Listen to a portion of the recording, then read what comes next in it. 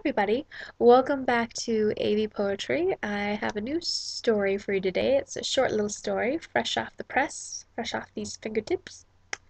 Anyway, enough of that.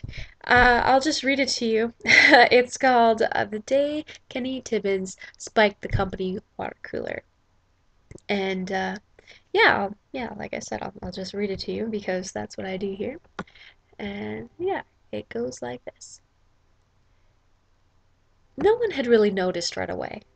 The strange taste of the water had been dismissed as the result of a chemical agent used for more thorough purification. Per typical office protocol, everyone complained, but little to nothing was done to remedy the situation. Of course, someone in middle management suggested that human resources be contacted and a mandatory employee meeting be held to discuss the emerging issue. And by golly, at 10:30 that same morning, a meeting was actually pulled together. We discussed the issue for an hour, during which time several plans were devised as to how one could avoid the particular water cooler in question if one did not appreciate the taste of the water due to the new purifying agent.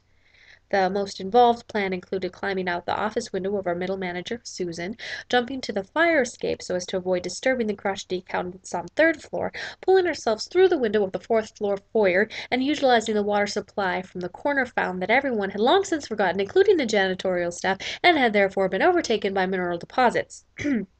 That, of course, was Plan B.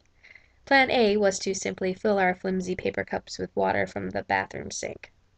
But no one really likes to drink water from the bathroom. We took a short recess before the voting commenced, during which time everyone proceeded to stretch their legs and discuss the meeting in further detail around the water cooler. For some reason, the general consensus amongst us was that the meeting had been quite entertaining. Back in the boardroom, crammed shoulder to shoulder, we realized that it was very difficult to take a vote without the ability to raise our arms.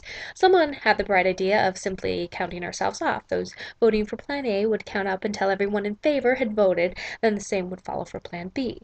This method seemed feasible until the Plan A's had counted themselves up to 90 and we realized that there were less than 50 people in the boardroom. We were in the midst of proposing a new method for voting and were about to vote on which method to use when the sickness set in. Vivian, our receptionist, was the first to be dragged under by a swell of nausea.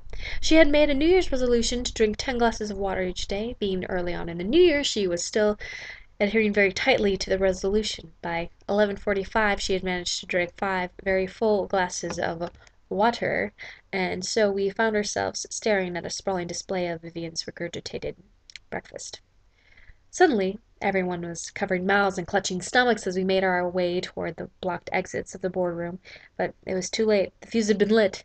An explosion of English muffins, strawberry jam, donuts, scrambled eggs, generic brand cereal, and orange juice smattered the walls, windows, conference chairs, conference table, and floor. Just when we thought we'd be trapped forever to drown in our own bile, someone located the doorknob, and we burst into our designated cubicle area. Each person crawling on the floor, utterly unwell, dragged themselves to the nearest garbage can for relief.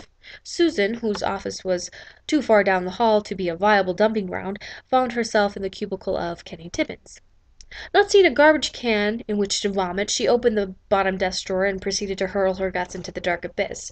Deliriously wiping stray spittle from the corner of her mouth, she spied, in the back of the desk drawer, gleaming beneath the fluorescent lighting, several empty glass bottles and a flock of gray geese.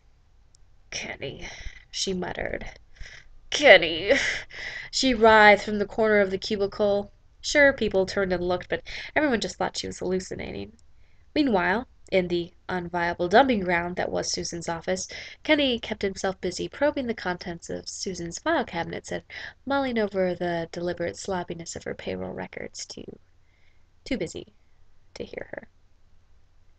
Needless to say, she most definitely would have fired him had she possessed the capability of remembering anything the following day, but she didn't, so she didn't. Needless to say, Kenny Tibbins now holds the middle management position at Star Press Enterprises. The end. Well, there you are.